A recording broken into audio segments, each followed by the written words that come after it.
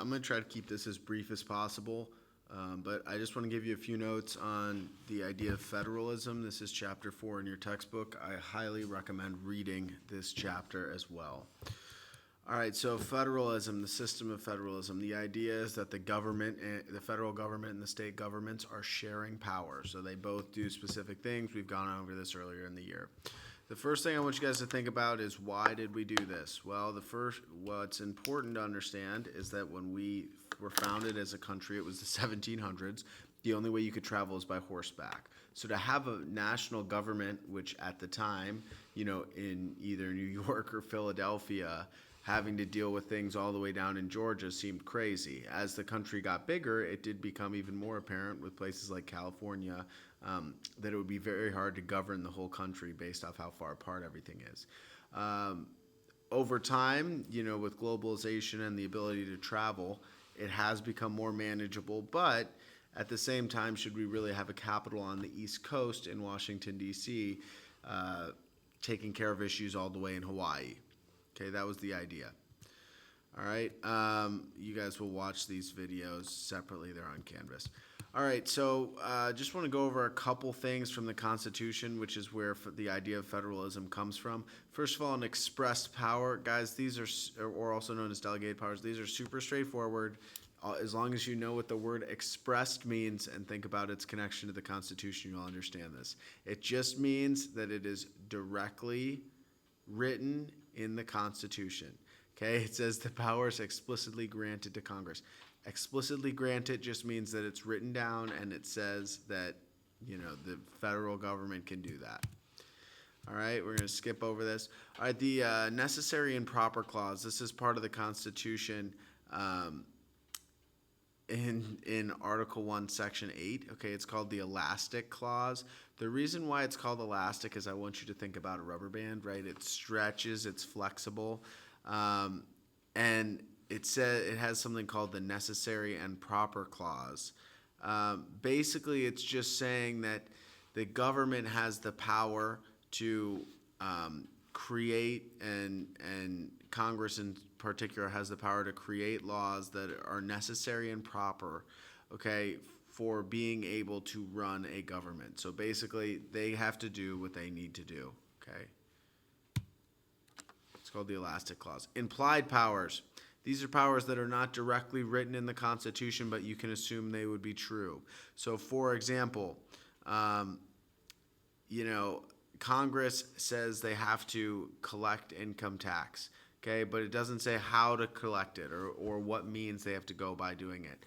But they created the IRS, which would be part of like an implied power. Like, this is something that, even though it doesn't directly say, they can create an agency to go around and collect money. It's kind of implied that they need something like that to do that. So anything that's logical, that's common sense, even though common sense seems not to be so common anymore, that the government would do, they can do. All right, we're going to kind of move away from that. All right, inherent powers. An inherent power that just means that the federal government is going to inherit it because it makes sense. Just like inheritance, from your grandparents or from your parents or something. It's something that they got. They didn't ask for it, but it just kind of makes sense. It wouldn't make sense for the state of Ohio to be declaring wars on other countries, or for the District of Columbia to be doing it, for Maryland or Virginia. It does make sense for the federal government to be the ones making those decisions, declaring war, raising an army, making treaties with other countries. So mostly you could think of an inherent power as things that have to deal with foreign policy, but just to keep this thing straightforward, it's something that they inherited, something that makes sense that they have.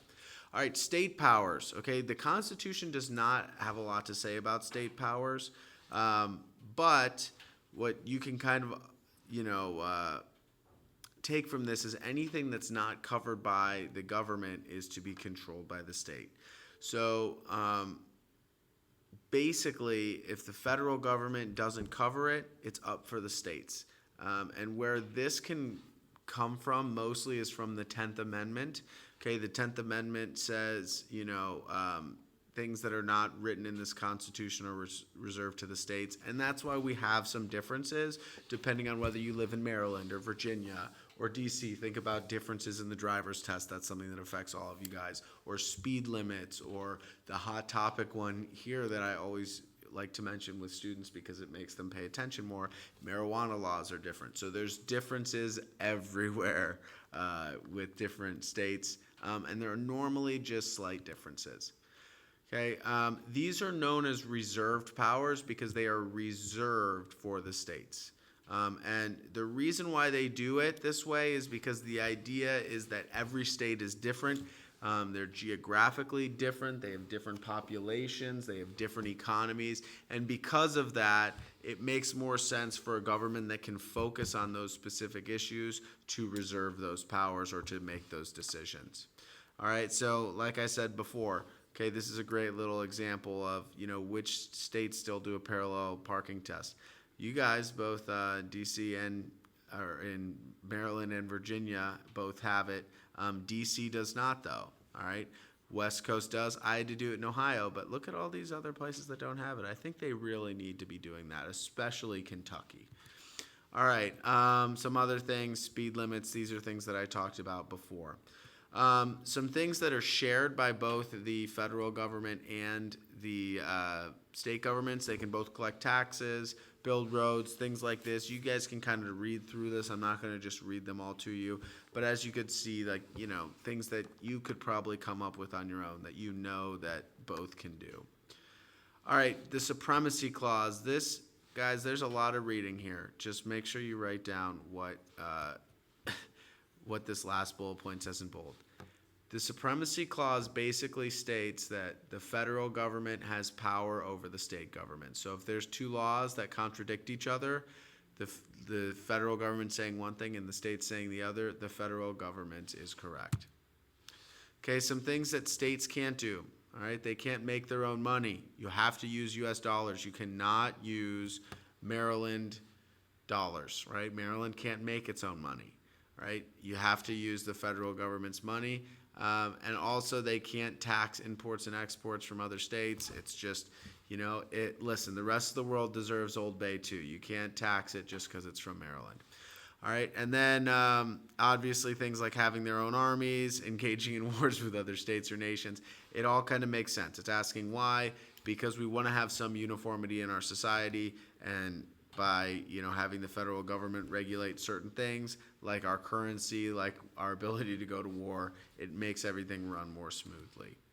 Okay, the full faith and credit clause. This means that basically states trust other states if they're in they're in America, right?